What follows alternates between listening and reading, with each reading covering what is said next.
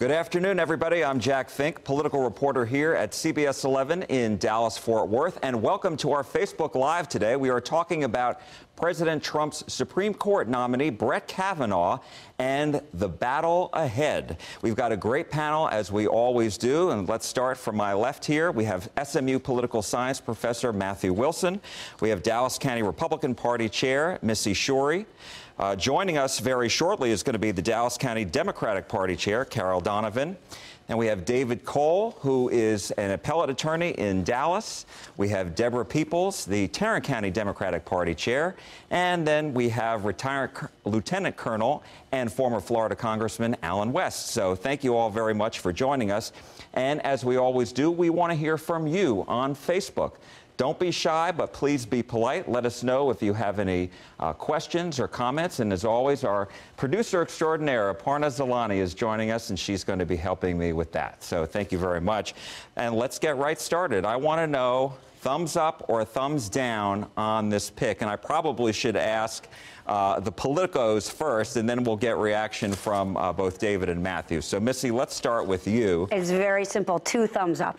And that's because you have, number one, he has an excellent pedigree, and he has a background that's just phenomenal. I mean, think about it. 11 decisions and opinions that he has written have been used by the Supreme Court in part or in whole as reasoning for them to accept precedents. The man has already made the grade. So that's very clear. And then the other thumbs up is because he's been through the process. He's been through the vetting process. It'll be very interesting to see, though, the people who voted for him in the past. Are they going to vote for him again? Or are they going to do literally, as a gentleman who's heading up the Senate Leadership Fund says, create an act of treason, which is what it's being called if a Democrat happens to vote for this outstanding nominee. So I say 2 thumbs up. This will be a very interesting experience.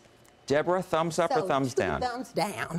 This country was founded on treason when we went to war to divest ourselves from England. So, if we do it for the right reason, then, I say we have to have people of courage to speak up. But there's so many things at stake here about a woman's right to choose, about the Second Amendment and how we handle, assault weapons. There, the whole idea around, the powers of the president. That's frightening. That's a huge issue that's frightening to me. So I think Democrats have a right to be concerned about this pick. All right. Lieutenant Colonel. Look, out of the 4 that you had there, all of them are very good, strong constitutionalists, and I think that that's very important. We have to understand, once again, that Article 3 of the Constitution talks about interpreting the law and not trying to create law or not trying to create policy. We have to be concerned about judicial activism in all of our court systems, being at our local court, circuit courts, all the way up to the Supreme Court. So I think that we have a very good choice that's going to do those things in the right and proper way.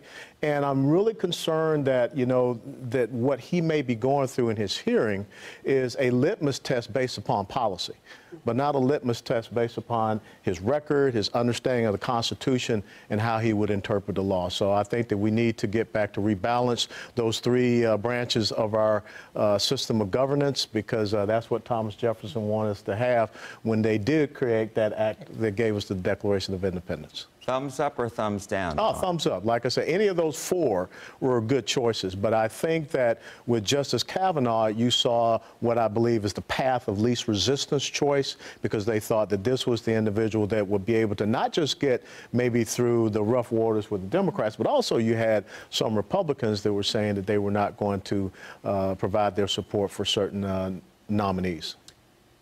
Just so that I'm clear, as far as where you are on the pick, are you excited about this, or were there others on the list that you would have preferred? There were 2 others on the list that I would have preferred, but still, any of those 4, I think, were good choices. There was a decision that Judge Kavanaugh made, and that was relating to the individual mandate of Obamacare, and that led it to being seen as a tax, and that kind of emanated from him in the D.C. Circuit Court. So that's something that I would scratch my head about. But when you go through his entire list of opinions and decisions, he's a pretty solid guy. From the political professor hat that you always wear, Matthew Wilson, what did you think of this pick? Politically, I would say Trump would get a thumbs up for this. And the reason I say that is that I think he successfully threaded the needle here between 2 potentially competing excesses. That is, he didn't want to nominate someone, given the really close division in the Senate right now, who might have made moderate Republicans like Susan Collins, Lisa Murkowski skittish. And that was part of the concern, for example, with an Amy Coney Barrett, that some conservatives were really spoiling for that fight, but she might have alienated those critical votes in a closely divided Senate. At the same time, he would have really disappointed Republicans if he went for someone too, quote unquote, squishy. Republicans are wary of that after the disappointments of David Souter and others in the past. So I think he really did manage to thread that needle. That is, he got someone who, by all indications, is solidly conservative, who all of the major elements of the base will rally behind, but who is not such an outspoken, over-the-top ideologue that he's going to frighten away the critical moderate Republicans that'll be necessary for confirmation. So I think politically it was a pretty astute calculus for Trump. And David, from the legal aspect, you're an appellate attorney, you're before the courts all the time. What did you think of this pick? I was here trying to practice with my thumb, and I was trying to get it to be about 90% of the way up, and I didn't have a whole lot of luck with it. But the man is clearly extremely qualified, excellent education, long distinguished record in service. His opinions are excellent. He's a very good writer, very thorough research. The only reason the thumb doesn't go all the way up, a couple of things about diversity. He's the Supreme Court, perhaps rightly so, is dominated by Harvard and Yale, and it would be nice to come from some of the other hundreds of universities in the country. And he is, for all of his qualifications, someone who has spent his professional life inside the Beltway. They work for the president, work for Ken Starr, been on the D.C. Circuit Court, all of which are great jobs. You don't get those by not knowing what you're doing. You get invited back because you have a record of competence. But it's somewhat insular, and we have a lot of that on the Supreme Court already. It would have been nice to have a little more perspective, but still, he's very qualified. And we have a quote from President George W. Bush, and it was former President Bush, 43, who actually put him on the appellate court back 12 years ago. And the comment is on your screen right now, and let me just get up and read it. It says, President Trump has made an outstanding decision in nominating Judge Brett Kavanaugh to the Supreme Court. Brett is a brilliant jurist who has faithfully applied the Constitution and laws throughout his 12 years on the D.C. Circuit. So he actually sent that right out last night about that. And we also heard that President Trump called Justice Anthony Kennedy, who's retiring, who Brett Kavanaugh clerked for. So let's check in on Facebook. I'm sure we have no shortage of opinions, right, Aparna? Everybody's using their emojis. So, lots of thumbs up, lots of. Some people have several thumbs ups. Okay. There are some thumbs downs. There's one comment I wanna say. I mean, the thumbs up have it here, at least right now. Okay. Margaret Harrington says, thumbs down because he's a proclaimed conservative. Judges need to be mainstream, is what her comment is. Then we have Marie Raban says thumbs up, hashtag MAGA. And then there are many other comments. So it sounds like a lot of people have chimed in already. Yeah, and then Margaret again says, qualified to do the job? Maybe. If he does not have an agenda, how can we trust this? And then we have John Brand says, if your opinion is that president can't commit a crime as long as he's a president, you don't belong anywhere near the court. Larry says, should not be able to sit a Supreme Court justice until midterm elections are over. So there are a lot of different varied opinions on this, but right now the thumbs up have it. And are there any comments from the people who have thumbs up on why they like him? There are, I have to find them. Oh, okay. But there are, yes, there are some. All right, well, Margaret and Marie, John, and Larry, thank you so much for let me show you in. this. Look at that. Oh, yeah, so. Bits Collins, if I can just. Yeah, he's got. Oh, man. That's a whole square. That's a whole square. Here, show it to the camera if they can zoom in. It's a whole square of thumbs up. So, well, Yeah, there it is, right there. All right. I'd like to know why. You know, to Ms. Harrington, though, she brings up an interesting point, but I would simply remind her that according to President Obama, you know, elections have consequences. And if you want to take that even further, you know, the founder of the Democratic Party, Jackson, says to the victor goes the spoils. So from that standpoint, so this is the victor, not America. Well, okay. well, we're simply quoting the Democratic Party in terms of how they viewed their use of power in the past, and this specifically was related to there. Now, here's the important part. As far as having an agenda, that is completely irrelevant. I believe that Colonel West said it very well. You were supposed to go in there to talk about your capabilities and understanding of the Constitution. If you don't like the laws and the policies, then I would encourage you to start legislating from Congress than the courts. When the left learns that, they're going to make a lot of headway. And Dallas County Democratic Party Chair Carol Donovan joins us. So, Carol, thank you so much for joining us. We appreciate it. Getting through DFW traffic, right? That's right. If I might comment, now I very much respect my Republican counterpart in Dallas County. But when we're talking about the victor goes the spoils, there are two concerns that I have. And one is that I haven't heard mentioned yet the fact that Mitch McConnell was so emphatic that you would have to wait until the election in order to hear what the people had to say before you then approved a Supreme Court justice. And so you're talking about President Obama back in 2016, early 2016, nominating Judge Merrick Garland, who was also on the D.C. Circuit of the Appellate Court. We have some video of that, I believe, and there he is right there. This was back in 2016, and so that's obviously what you're referring to. That nomination went nowhere. But let's talk a little bit about the politics of that. Well, yeah, and I think that this whole discussion really highlights for us the reality that has been increasingly apparent for a while, but now is entirely out there, which is that the kind of courtesy, procedural norms of deference, let's all come together as Americans and figure out who would be a wise and thoughtful Supreme Court justice, that era is gone. All right, Supreme Court nominations now have become about raw politics and political preferences. Now, we might deplore that, we might wish that that were not the case, but there is an enormous amount of hypocrisy from both Democrats and Republicans in Washington when it comes to the way that Supreme Court nominations should be handled or what's the right and fair way to go about it. Look, Merrick Garland was denied a hearing not because that was in some abstract sense the right thing to do. He was denied a hearing because Republicans had the power to deny him a hearing and because Mitch McConnell rolled the dice on Republicans winning the presidential election. It turned out well for him, okay? If Chuck Schumer were able to stop Kavanaugh from getting a hearing, which he won't be able to do. But if he were able to do it, it wouldn't be because it's the right thing to do. It would be because he can. And so, I mean, we just need to realize the place that we have come to now in terms of Supreme Court nominations, in that both parties see them in very ideological, very partisan terms, and have come to see the judiciary as, in essence, a third political branch of government. And the professor brings up a great point, because it was originally, I mean, Joe Biden came out and said that in an election year, for a presidential election, you know, that should be deferred to the new president. So we've had those cases. Then also, remember, with Elena Kagan, President Obama was able to put her in going in his first term.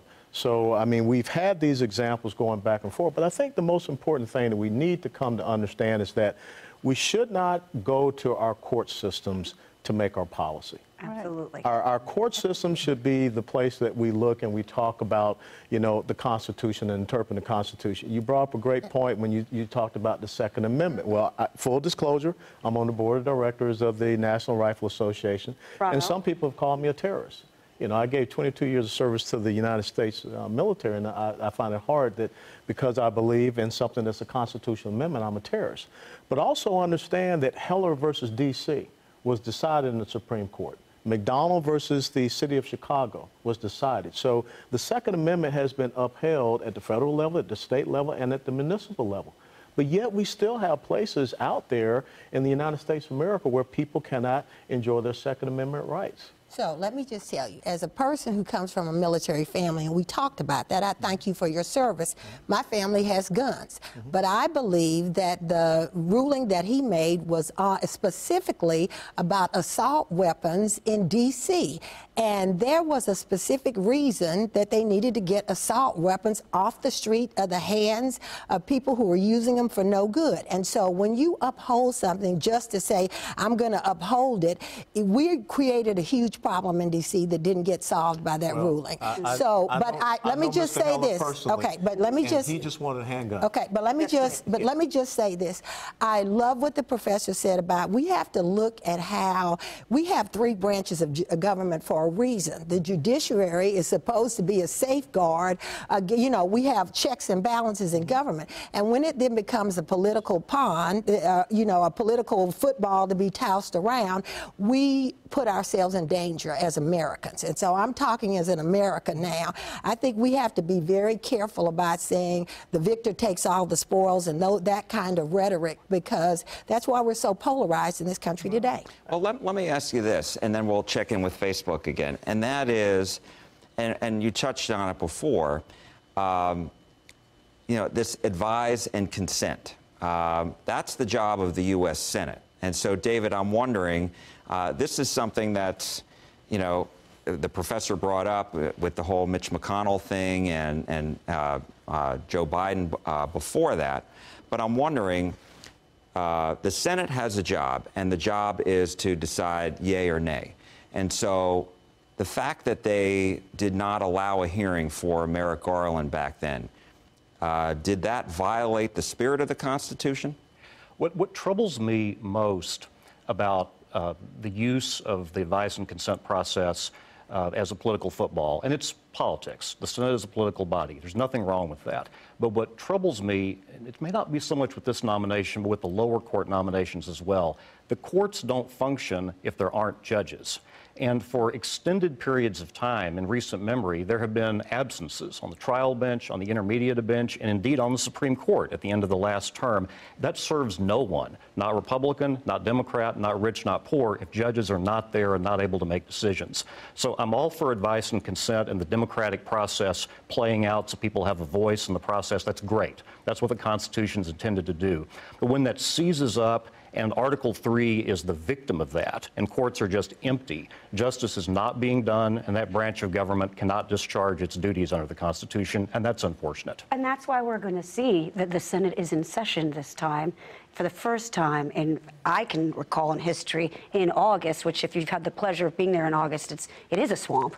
That is why they are specifically staying, is to continue and push through on these confirmations so that we do indeed have our benches filled. And I think that that's a sign of the level of work that's getting done and the seriousness that this president and the Senate takes this job. Well, that does raise a question on timing, but first let me check in with Aparna. So there was one question by Margaret. She says, how can the judiciary, and I think it goes to what we are talking about, how can the judiciary remain non-political when we continue to politicize these positions? Excellent question, Margaret. Who wants to tackle that? Well, let's assume and hope that there's no litmus test. That's the first thing. So, for example, one of the pivotal people that people have been talking about is Senator Snowe from Maine. And she had a very important line. Excuse me. Yeah. I'm thinking back. Oh, my. Flashback to the 90s, right? Another fabulous female senator from Maine, right? It just shows your experience. Carol, that is a great way of looking at it. I'll take that. Thank you. But what it means is she's saying that I am not putting out an ideological test on this candidate. And I think that was a very important signal that goes to the professor's point of we have seen a nominee who can get through this process. Another thing to consider, let's not put back things in our mind. I mean, 52% is what we have the president winning in key states in Indiana. You have 36-point margin that he had in North Dakota, and 50% more point, I believe, in West Virginia. So those senators, I hope that they are able to vote their conscience and not be essentially called treasonous for voting in a way that they don't want to. What if they want to back this nominee, but they don't have the freedom because they're Democrats and the far left progressives and that party won't allow it? Carol, what do you think? Well, I think there's a difference between being an ideologue and being someone who is a judge who's going to vote what he believes the law to be. And one thing that I think is a completely legitimate inquiry is a case, as in Kavanaugh's case, where when he's being sworn in or confirmed for the circuit court, he says the Roe versus Wade is settled law, and I'm not going to touch that. And then he serves on the circuit court for 11 years, and during that time, there just doesn't seem to be a restriction he doesn't like, you know, on the Roe versus Wade. So I think it's a legitimate inquiry as to what's the deal. You know, you say one thing, but you're ruling another. Well, you brought up a good point. Let's listen to Judge Kavanaugh just last night after he was introduced from President Trump, and he's talking about his judicial philosophy. My judicial philosophy is straightforward. A judge must be independent and must interpret the law, not make the law. A judge must interpret statutes as written, and a judge must interpret the Constitution as written, informed by history and tradition and precedent. Okay, so I asked the panel, is he right? Is he correct? Well, I have a problem there. I would love for all 9 justices to be independent. However, in his case, I think his independence is severely in question when he makes statements to the effect that indicting a president or investigating a president while he's in office is going to cripple one of the branches of government. Well, if that was the case, if you couldn't investigate or indict a president, then Nixon would have remained in his term. But the U.S. Justice Department twice now has said that a president cannot be indicted while he's in office. That's what the process in the House and the Senate is for. But they haven't gone so far as to say that he should not be investigated. Well, well, he is being investigated, I guess, in a way now. I think, and correct me, Professor, and also, I think that what he's trying to say is should not be up to the Supreme Court to be doing that. We already have established in our Constitution a process of impeachment where charges can be brought up and they can be voted upon because that's the representation of the people. Because the last thing you want to have are these judges that are starting to make these, criminality decisions on the executive branch when we already have it established to be there in the legislative branch. And I think that's what he is trying to get at. And I think that some of the recent decisions you have just seen, let's talk about the Masterpiece Bakery case. Nobody would have thought that it would be a 7-2 decision. But they sat down and they looked at this on the merits of the argument and said, hey, this lower court down there in Colorado was wrong because they went after this guy based upon his religious beliefs. And our very first right in our Constitution and the Bill of Rights is freedom of religion and free exercise thereof. And so that's what we want. We want people that sit down and, as he said, really look at the letter of the law, look at history. Marbury versus Madison. We have the right for judicial review. And I'm kind of glad that you can go back and look at certain previous decisions because maybe I wouldn't be here if that Dred Scott decision was still around. So, it's those type of things that we have to understand and have to go back and correct. And I'll close by saying this. 1973 to now, 17 to 18 million black babies have been murdered in the womb. I think that we need to, take a time out and really evaluate. We said we wanted to be safe, we wanted it to be legal, we also wanted it to be rare. We don't want it to be an industry, and I have a fear that that is happening. So let's but here's my thing too. I know you talk about black babies being murdered in the womb. A lot of babies, but somebody's black baby is being shot in the back and murdered. So let's not discount that. And I go back to that assault weapons, but I go back to that vote on that assault weapons ban. Okay. When you leave guns on the street in the hand, anything can be an assault weapon. A hammer can be an assault weapon. I owned, semi-automatic but more weapons. guns kill people than hammers, so we'll just leave it at that. I've never seen a gun jump up and kill a person. Let me do this because I want to frame the debate on one thing that we've heard a lot of Democrats in the last week or so, and it really just since the announcement was made last night have said this is going to be a case about Roe versus Wade. And so I'm wondering, we'll go across everybody on the panel, whoever wants to start off. How worried or concerned or how likely do you think it is that Roe versus Wade will be overturned with the help of Judge soon-to-be or possibly soon-to-be Justice Kavanaugh? We'll start with you. I mean, I think there's a reasonable likelihood that could happen, but we need to be really clear on what it means if that were to happen, right? If Roe versus Wade were to be overturned, and I think that the big wild card on that is not just prospective Justice Kavanaugh, it's the Chief Justice, it's John Roberts. Right. Would he be willing to really pull the trigger and make that momentous ruling? We don't know. But here's the thing. Even if Roe versus Wade were to be overturned, all that does is turn decision-making with regard to abortion policy back to the states. All right, people just need to understand that. Now, what that means is that in California, in New York, in Massachusetts, it is a certainty that overturning Roe versus Wade will result in 0 new restrictions or regulations on abortion. Now, in Utah, in West Virginia, in Mississippi, perhaps in Texas, that's a different story, right? So it's just important to realize that if Roe versus Wade is overturned, abortion policy becomes a state-by-state decision. It doesn't make abortion illegal in the United States. But as to the likelihood that that can happen, even with a Justice Kavanaugh confirmation, it won't happen immediately. There would have to be a case that would come to the court. They would have to decide whether they're going to decide it on narrow grounds or broader grounds. There are a lot of variables in play with regard to that. Missy. This is an important time where Roe v. Wade is going to be used as a scare tactic like it has been for decades. And yet we see where it is.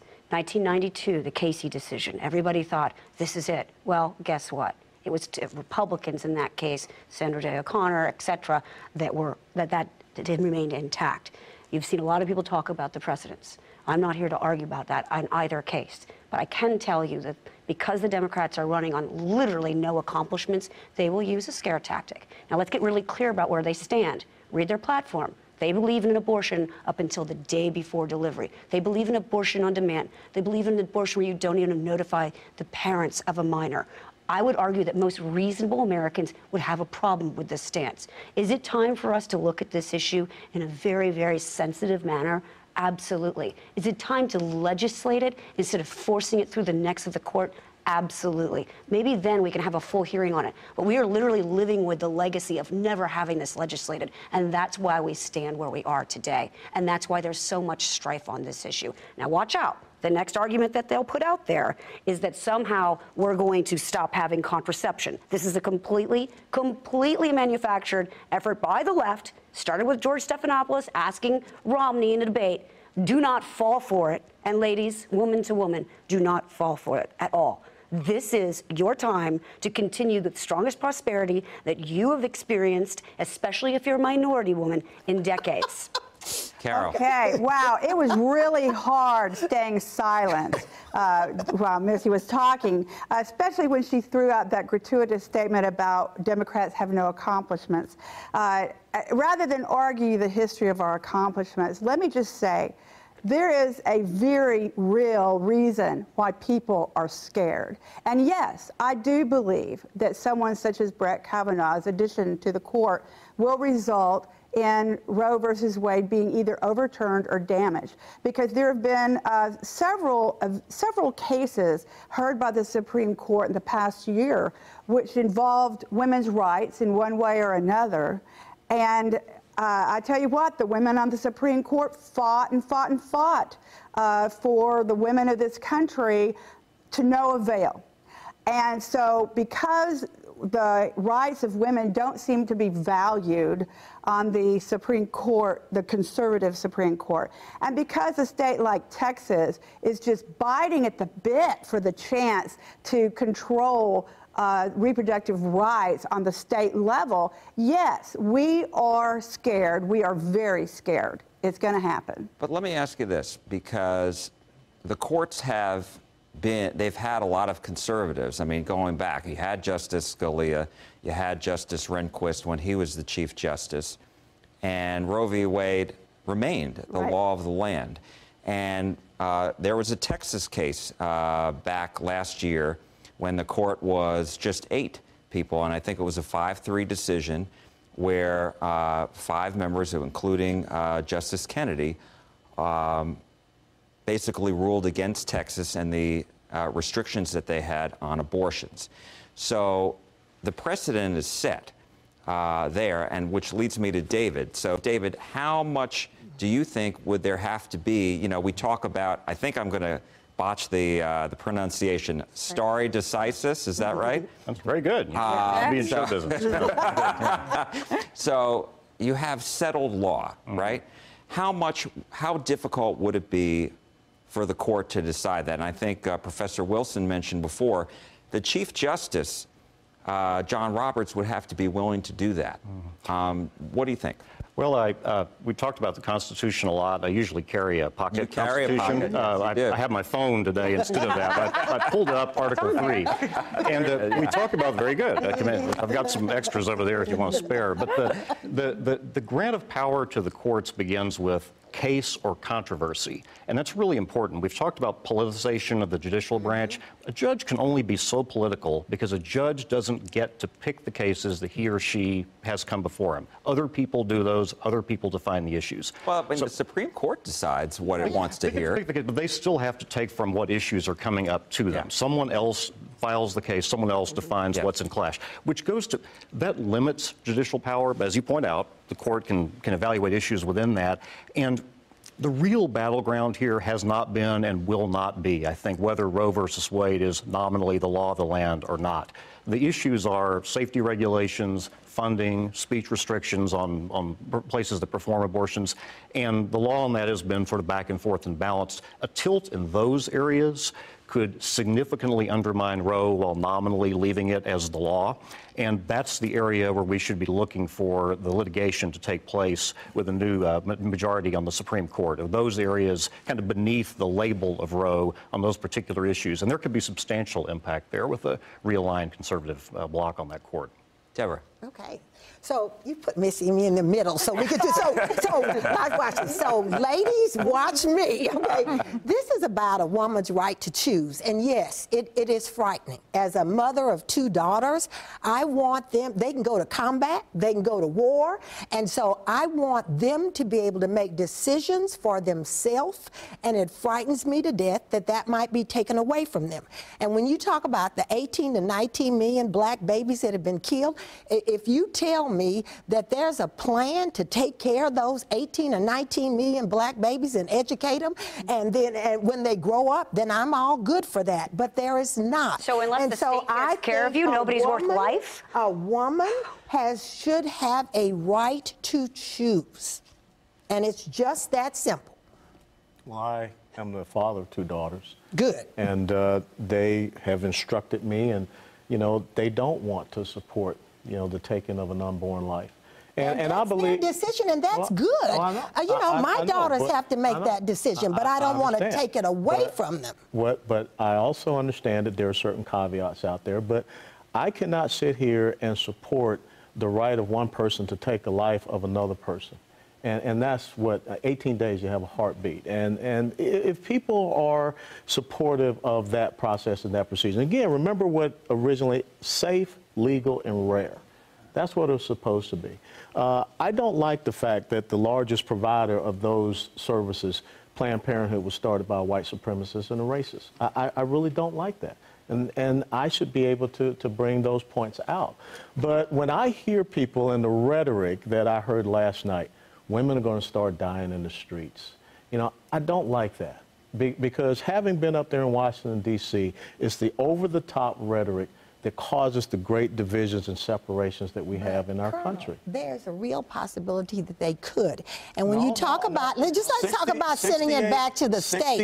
68% of Americans in a poll do not want to see Roe v. Wade overturned. Absolutely. But 67% of people in the same poll, they want to see some type of, you know, means by which we don't have it as what it has become, this industry. And I think that we should be able to sit down and reasonably talk about this in a civilized manner. But there's been no reasonable conversation. If you're willing to have that, I mean, I'm willing to have that. But we say something different, you want women to die.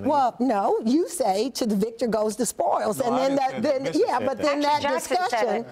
discussion goes away. But I just think, President Obama said, I want. Yeah. So I've taught my daughters to be extraordinary women and go out and make good decisions about their lives and intelligent decisions. And I frankly don't want someone putting restrictions on their lives and their decision-making ability. I think I raised two brilliant women who make good decisions, and I don't want somebody telling them what to do. Let me get Matt in here. I think this is one of the really important things to keep in mind about an emotionally charged, values-based issue like this. This whole discussion that we've just been hearing, really strong views on both sides of the abortion issue. I think a lot of people would argue, and I think rightly, that that's a discussion that should be taking place in state legislatures. That's a discussion, that's a debate that should be taking place in the court of public opinion.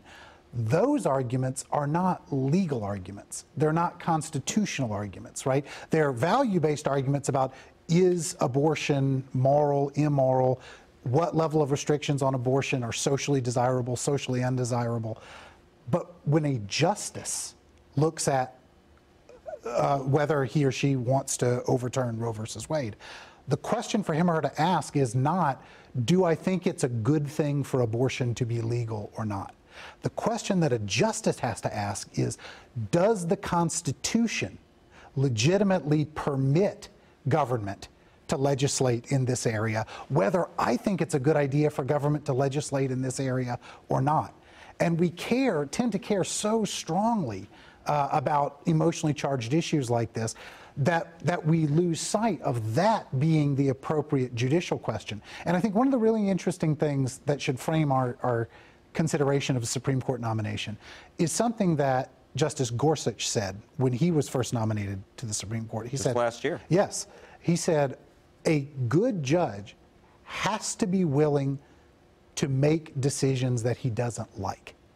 Meaning that a good judge has to be willing to say, the Constitution permits this policy or this legislative act, whatever it is, even though I think this legislative act is maybe a terrible idea. I would have voted against it if I were a legislator.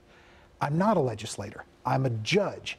And so the question that I have to ask is this within the constitutional prerogative of the legislature, regardless of whether I think it's a good idea, regardless of whether I think it's fair or desirable or anything like that? And, you know, it's easy for all of us to lose sight of that distinction, but it's really an important distinction when we talk about the job of a judge versus the job of a legislator. Let me get to, you actually cue up the next portion of sound that I wanted to share with everybody. This was Judge Kavanaugh back in 2006 during his confirmation hearing to be on the appellate courts in the D.C. district, and this is what he had to say when he was asked about Roe versus Wade. Let's listen. If confirmed to the D.C. Circuit, I would follow Roe v. Wade faithfully and fully. So here you have it there. He was talking about what he would do on the appellate court. And so I really want to ask David, and then we'll get to you, Carol.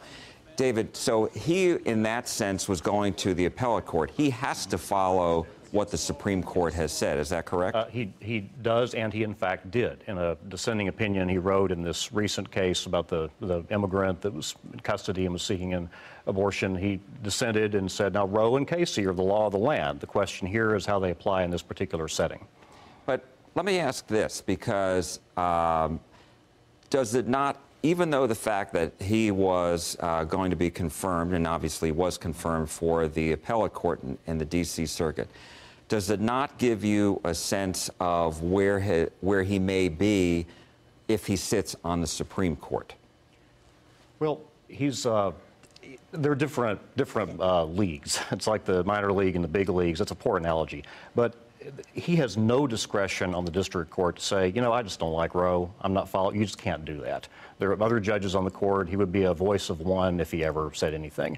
The Supreme Court, a single justice can't do it either, but it does have the power under stare decisis. While you're supposed to follow your earlier precedents, you can always go back and say, you know, we just had it wrong.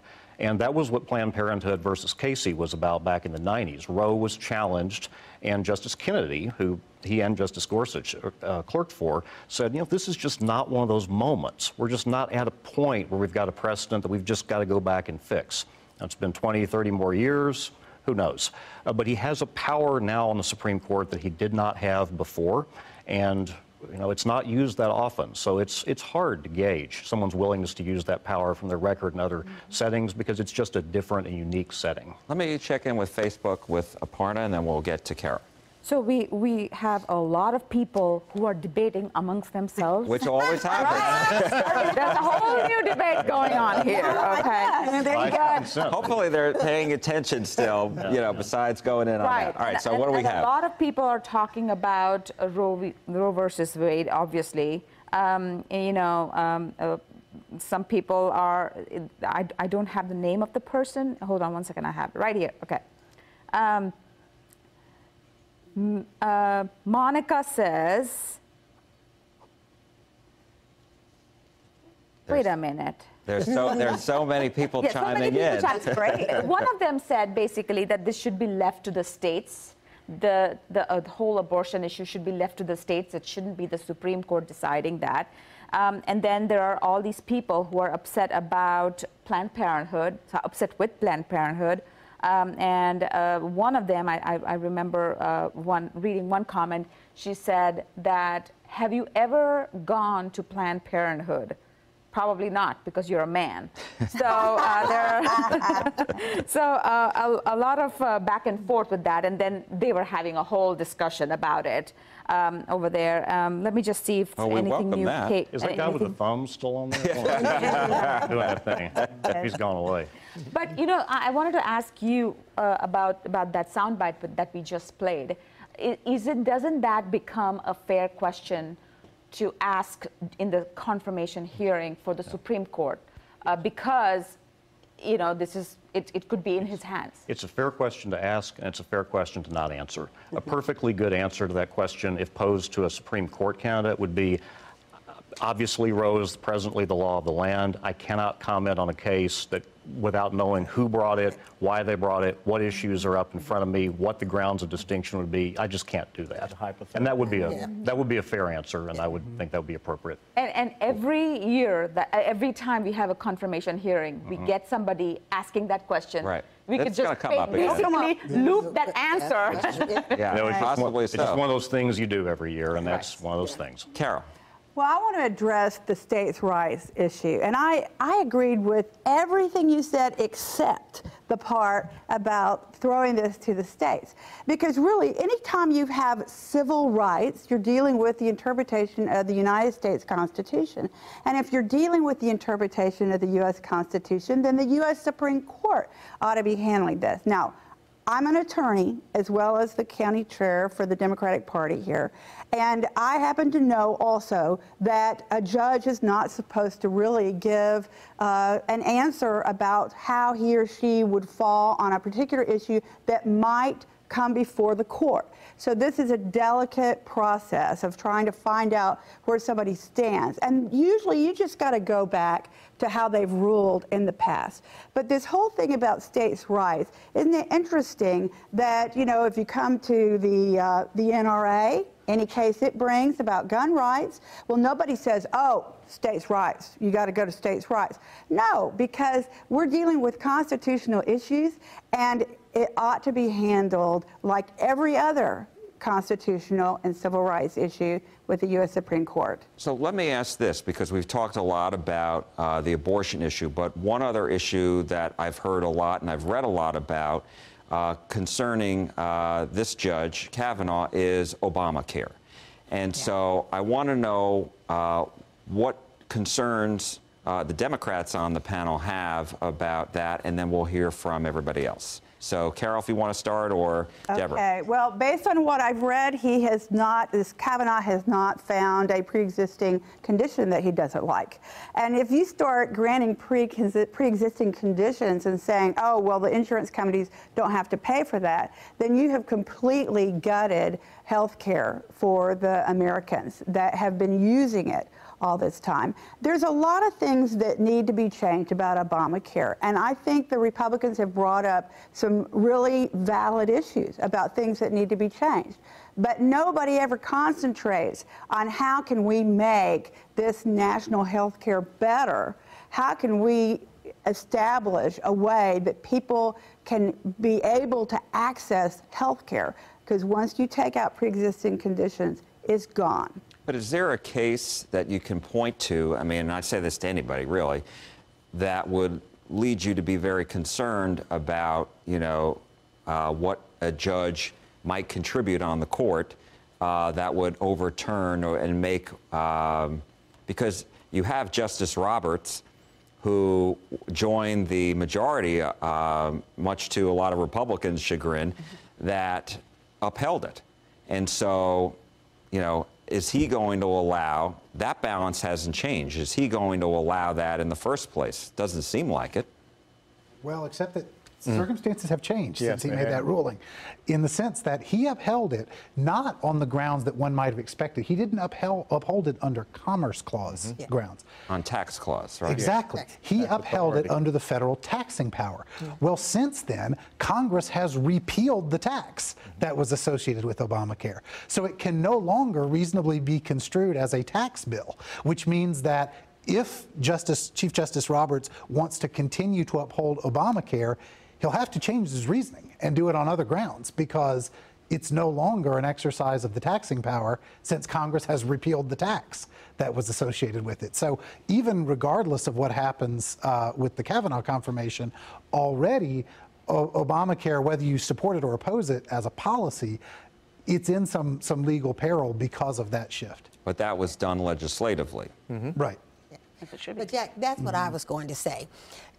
I, as a Democrat, I believe in universal health care, and I have health care, gonna have health care when this is all over, but I am concerned about many people who didn't have health care who now have it. If we risk abolishing it and not changing it or making it better, then I mean, I don't know how you defend unborn babies, but you got live, breathing people walking around without health care. We're dooming them to a very miserable existence. Well, I'm glad we're clear that you're killing a life in terms of unborn babies now that we've established that. Well, no, but that's exactly where we're going. And the thing to consider on Obamacare is that it is the road to socialism. Okay, let's get very clear about that. You are born in America free. But when you have the individual mandate, where the individual mandate comes forward and says, you must have this, you must buy that, you're free. Then what's next? What's the next thing that you're going to be forced to buy? That is where Americans inherently have a problem with this. Now, using this pre-existing condition as a scare tactic, again, it's polling well. Watch this. It's polling well. But the reality is the Republicans have brought back choice, to the point where people can afford health care, choose what they want, because they understand what's best for their health care, not the government. And that is where we fundamentally, as American people, have those rights, and I'm eager to see them confirmed in the U.S. Supreme Court. Colonel. The thing with Obamacare is we need to take it back to the table, and we need to look at it, because we're going to see another increase in the premiums, and that means it's not affordable. But as far as, I'm sorry, but as far as just the legal framework on the... Well, as the professor brought out, the legal framework of saying that it was constitutional is in jeopardy now, because when I was up there in Congress and they came out and said it was not consistent with the Commerce Clause, meaning that, you know, the federal government can go into trade with other countries, between the states and with the Indian nations, then if you say it's not in concert with the Commerce Clause, that should have been the end of it. But they came back and said this is part of the taxing authority of the federal government. Well, now that individual mandate has been repealed. And the other thing you have to be concerned about is I don't think you want the federal government to be able to force a tax on people to change their behavior, to you have to buy this insurance, you have to buy this certain private sector commodity, or else you'll be taxed, you know, fined or penalized for it. So that has to be looked at, you know, back with the Supreme Court. And there are going to be states that are going to come back to the Supreme Court and challenge it based upon that individual mandate being gone. But legislatively, we've got to go back and do the fix for Obamacare. Pre-existing conditions, let's look at high-risk pools. The other thing we need to look at, there was that gap of people that were above the poverty line but below the ability to really be able to go out and afford their right and proper health care. You know, there are many things. You can look at tax credits for those individuals in that space. But that's something Congress is going to have to deal with. That's something Congress should do, so we shouldn't get, but I will tell you something. Being a veteran, I don't want to see, like, the government run all the health care, because the Veterans Administration ain't doing a top job. Well, it's interesting, though. I mean, when we start accusing a program of being like socialism, you know, you got Social Security, you have Medicare, Medicaid, and the Republicans don't ever say those are socialism because they want to keep those, because they know if they try to get rid of those, boy, they would not get reelected. People have paid into those. That's a very different concept there. That's very important to get that. So let me ask you this, because now we're going to get down to the nitty-gritty as far as timing is concerned. The Republicans obviously want to get this, all these hearings done in August and September and have a vote, have Judge Kavanaugh confirmed before the new term starts on the Supreme Court, which is the first Monday in October. So we have a list of senators to watch. And these are the 5. And so we talked about, we have Lisa Murkowski, senator from Alaska, Susan Collins. Those 2 are Republicans. Susan Collins is from Maine.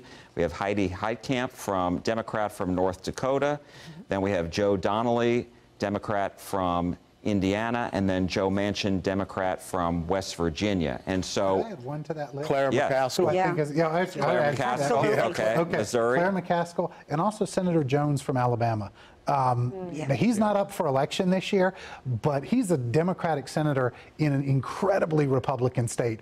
And the question for him is he content just to ride it out for 4 years in his blaze of glory as a 4-year liberal Democratic senator and then just say, the heck with it, I'm going down no matter what? Or is he actually going to try to get reelected? And if he actually hopes to get reelected, you know, he'll need to deviate from Democratic orthodoxy on some things like this. So Trump won by 19% in Claire McCaskill's state.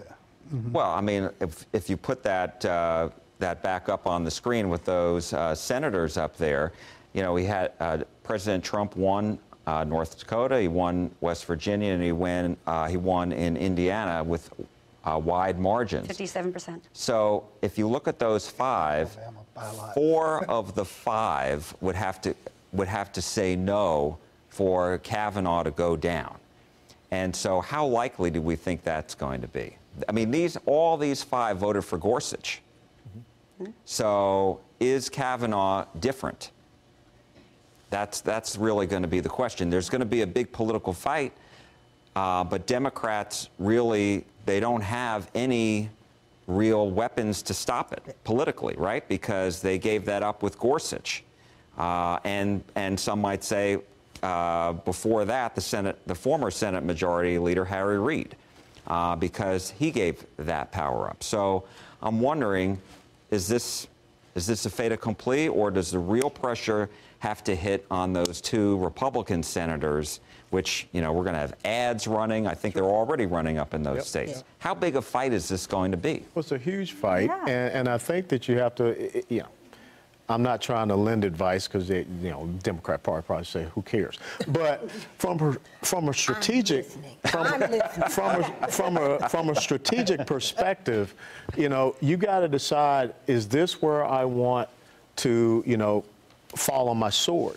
Because if all of a sudden the Democrat Party believes that this is where we're going to block this, we're not going to have this seat filled come October, then the next thing you know, come November, you're looking at, what, 5 or 6 very critical Senate Democrat seats that are gone away.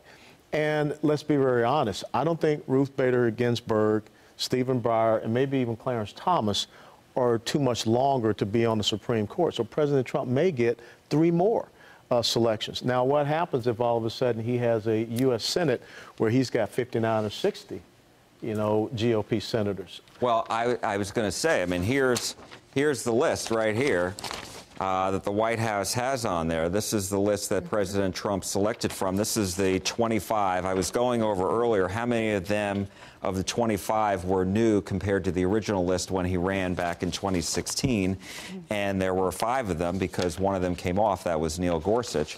And Judge Kavanaugh was a new addition to the list, which I didn't realize until today. But even be that as it may, to that point, how much, and this is really a question for the party chairs, how much is this really exciting and really getting both of your constituencies excited about the 2018 midterms? Well, I'll just, two things. One, this selection is a tremendous sign of unity because you have a Bush appointee being selected by President Trump and a gracious statement immediately coming out. This is a very important moment of unity for us that we're celebrating as Republicans. So that's number one. And number two, Carol, I feel sorry for you guys. I mean, right now you've got Dick Durbin saying of Illinois, which is lovely for him to be able to say this, that it's about more than just a selection. Like basically, some of y'all who are, in those 10 states that Trump won, good luck with that because this is the sword we're going to fall on. Now, obviously, each state and each county is going to make their own decisions, but I would argue that, again, you guys are going to go back to talking to us women from our waist below instead of our minds, and you're going to go on that one issue, and you're going to have guys like Dick Durbin telling people, so sorry, Joe Manchin, you don't count as much. So I wish you well. I don't think it's going to turn out that well. Well, the feeling is mutual. I'm really concerned about your party. And really, I don't see unity at all. Yes. I see a man who is opposed by the NAACP because they think he's racist. I see a man who's opposed by women, majority of women in the United States, because they're afraid that he's going to vote against their reproduction rights. And I see a man who, though the Obamacare polled well, and the majority of people were happy to see it, and yet he's trying to pick it apart, and at least he has so far in his written opinions. So here's the Republican Party is now in a position of going against blacks, women, the health people. Outrageous. It is outrageous. It is outrageous. Record unemployment for African Americans, record unemployment for Hispanics, and women doing better than they've ever done. You know what? I'll tell you, I just will not stand for it. It's amazing when you try to change the whole topic, because what's going to happen is it's going to be a big disruption. It's estimated in the news that already $700,000 has been spent on trying to influence the senators of our country on this particular issue. Your team has raised $6 million right now. It's actually, and that's the one who says that it's treasonous. We're pretty good at raising money. So just to point out where the money's coming from. Okay. So what is of the utmost concern is, yes, the Democrats are going to go after this issue because, frankly, everything that they are arguing is in their Democratic platform, and so therefore Democrats are supporting this argument that they're making. And the Republicans are going to continue to argue against the blacks and the women and the health insurance. Absolutely not. Well, I ain't saying nothing. I'm just sitting back here, Missy. I guess I'm arguing against myself. Okay. Well, that's kind of what I was doing. But please don't try to speak for me as a black woman. Okay. I'm just telling you. Okay. All right. I let you and Carol have this one. But yeah, that's where that stands. As a black woman, it's hard for you as a Republican woman to tell me how I should be feeling. I'm telling you the facts about the numbers. And as a black woman, I would imagine that you must be very happy that black male unemployment has gone from Depression-era levels to now some of the top in history. We've gone way beyond that with African-American men in jail and African-American men being killed by police. So let's not even start this discussion because you're trying to tell me as an African-American how I should feel. So let me say this. I guess the overwhelming answer to my question was yes. Yes. Okay. We agree. We agree on that. Yeah. Well, we'd already gotten there. Okay. Real quick, you're going to have the last chance. A political reason why Democrats may want to go all in on this, even though they're likely to fail. All right, so first of all, Democrats in the Senate, no matter what they do, cannot stop this without Republican help. Okay, the only way they can stop this nomination is if Collins and Murkowski were to jump ship. And the reason I say this is John McCain has actually tweeted that he would vote. Yeah. He would show up and vote to confirm this nominee. If that actually happens, then Democrats would need to get 2 defections from Republicans. All right. But all that being said, they may want to fight the good fight in their eyes anyway, because the base wants it. The Democratic base passionately wants resistance to this Trump nomination. They want to see Democratic senators fighting on this issue. The other thing is, let's say that the next person to leave the court is Ruth Bader Ginsburg, which a lot of people think might happen because she's 85 years old. That's a whole different strategic calculus, because Donald Trump, if Democrats say, well, that's the one where we're really going to fight, well, Trump could say, okay, fine, we'll just leave that seat vacant. You can keep shooting down my nominees. If Ruth Bader Ginsburg were to retire and that seat stayed vacant, that would give conservatives on the court a huge majority even without a replacement, right? So from a purely strategic vote counting standpoint, this may be the time, even though it's likely to be unsuccessful, for Democrats to go all in, because if Ginsburg is the next retirement, they won't really have any leverage. Matthew Wilson, we're going to leave it there at that. Thank you so much. Let's go through our panel. Matthew Wilson, Missy Shorey, Carol Donovan, David Cole, Deborah Peoples, Alan West, Aparna Zalani, and everybody out there on Facebook. Thank you so much. This has been a fabulous panel. I can't believe it's been an hour already. So from all of us here at CBS 11, I'm Jack Fink. We hope you tune in at CBS 11 at 5 and 6. We're going to have a wrap-up on all this. From all of us here at CBS 11, have a great afternoon. Bye-bye.